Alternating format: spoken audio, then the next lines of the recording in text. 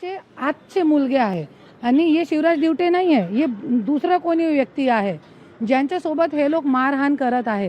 आणि असे रोज रोज आणि शिवराज दिवटे सोबत जास्त मारहाण झाली त्याच्यासाठी मीडियावरती आला आहे त्यांचा मुद्दा.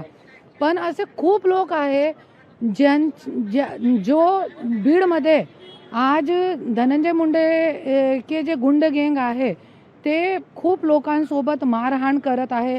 आणि तुम्ही बघू शकता हे मुलगेची जे वय आहे 18 वर्षाचे आजची आहे. वाल्मिक कराडसोबत फोटो आहे, धनंजय मुंडेचे वेनरवरती फोटो आहे, तुम्ही बघू शकता हे सगळी गोष्ट.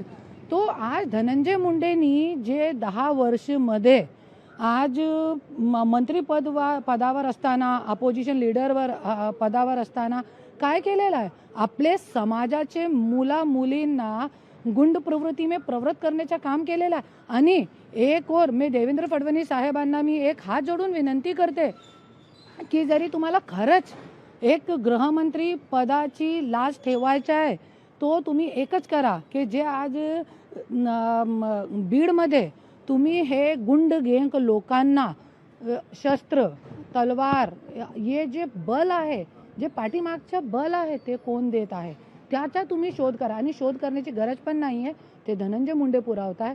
पूर्ण बीड जिल्ह्यामध्ये कोणीची दहशत जरी होती तो वो धनंजय मुंडेची होती.